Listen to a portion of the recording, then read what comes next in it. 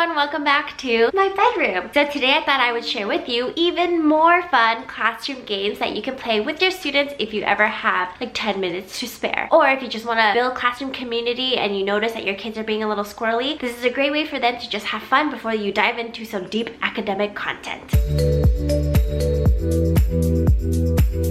Okay, game number 1 is called Mafia. But I don't tell my students that it's called Mafia. I usually say Ninja or Aces card game, but they all know what it is if they played it with someone else. But that's okay, it's a lot of fun. You are going to need 2 aces. The ace represents the Mafia slash the Ninja slash the people who are the enemies in the game. Then you're going to need a king. The king card is the cop. They check with the narrator to see who the evil people are. And then the queen is the nurse and they help save people. And then everyone else, depending on how many students you have, they'll get a number card. So let's say I have 14 kids playing. Then I'm gonna pull out 2 aces, 1 king, 1 queen, and then 9 number cards so that I end up with 13. You're gonna shuffle it up and then randomly pass it out and tell the students, do not show anyone your card. They can look at their own card, but no one else. Then this is how it goes. So after everyone has looked at their card and they put it down, I go, everyone go to sleep, because I'm the narrator.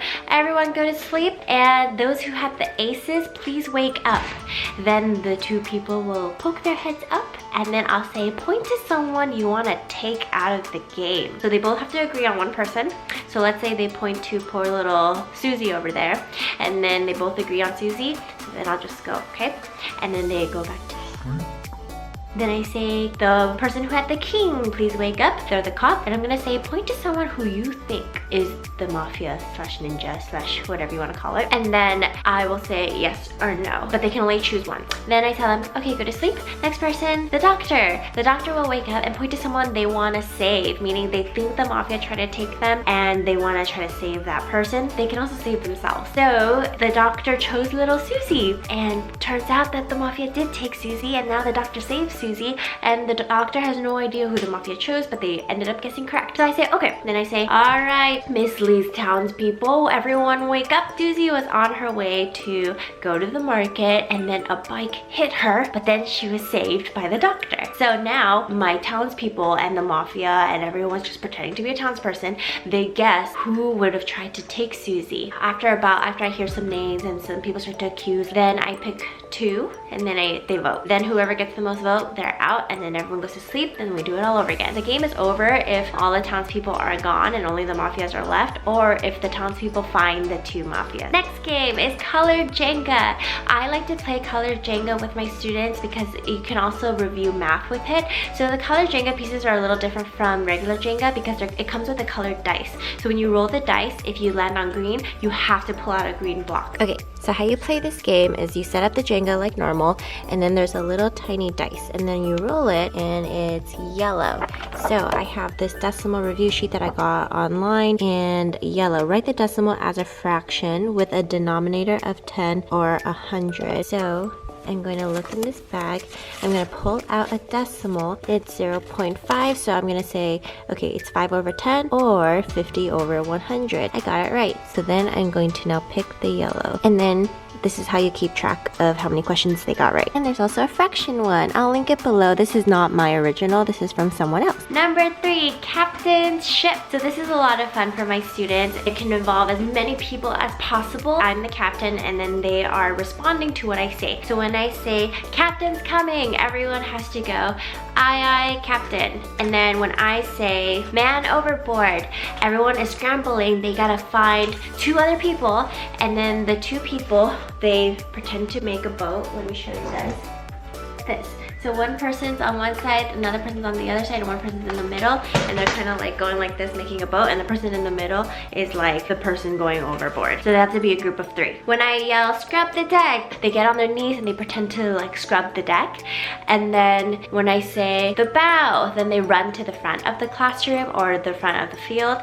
And when I say the stern, then they run to the back. They run to the back of the classroom or the field. So this is all for them to just listen and run around. And then when I say captain's coming, they all go, toy again. So it's just a great way for them to listen, and people get out if they didn't find the pair or they didn't do the right thing. Number 4 is psychiatrist. So you send one student to go outside, and then everyone else is inside, and you're all sitting in a circle, and you all agree on a sickness that your group is going to have. So an example would be we're all superheroes. So after you've decided on an illness, the psychiatrist will come in, and then the psychiatrist will start to ask people questions. So the psychiatrist might say, okay, Lucy, what do you like to do? And then Lucy will say, I like to wear tight clothing or something like that. And then the psychiatrist is going to start to deduce, like, what could it be? The psychiatrist has to guess what the illness is. And the last person that the psychiatrist asks a question to before they figure it out, that person will then go outside and be the next psychiatrist. Number 5, this game is called Signs, and it's another game where one student has to go outside, but it's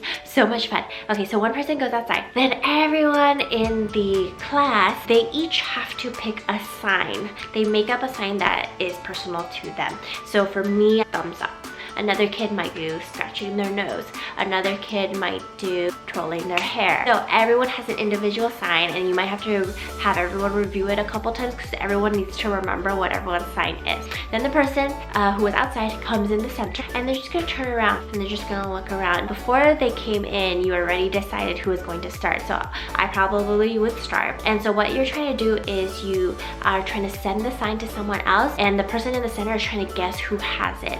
So first you need to do your own sign, then you need to send it off to someone else. Maybe Lucy had this one, so I sent it to her, and when the person in the center is not looking, she's gonna go like this, and then she's going to send it to someone else. Then that person who had the hair twirl is going to receive it, and then send it to someone else.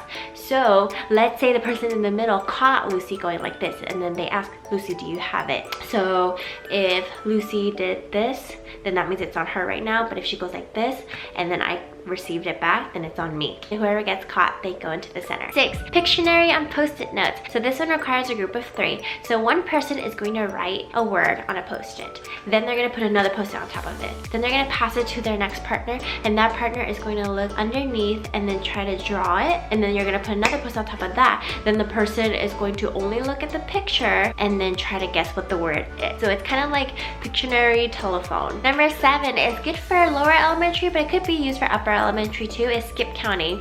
So if I'm gonna say we're gonna skip count by 4, that's also multiples of 4. So we're gonna go 4, and then the person next to me will go 8, 16, 20, 24, 28, 32, and then you just keep going around until you get to whatever number you want them to. Number 8 is a review game, but it could also be known as an exit ticket. So everyone lines up at the door before they're about to leave, and this game is called Get Out of Here. So the kids are trying to get out of here by answering 2 questions that you're going to ask them.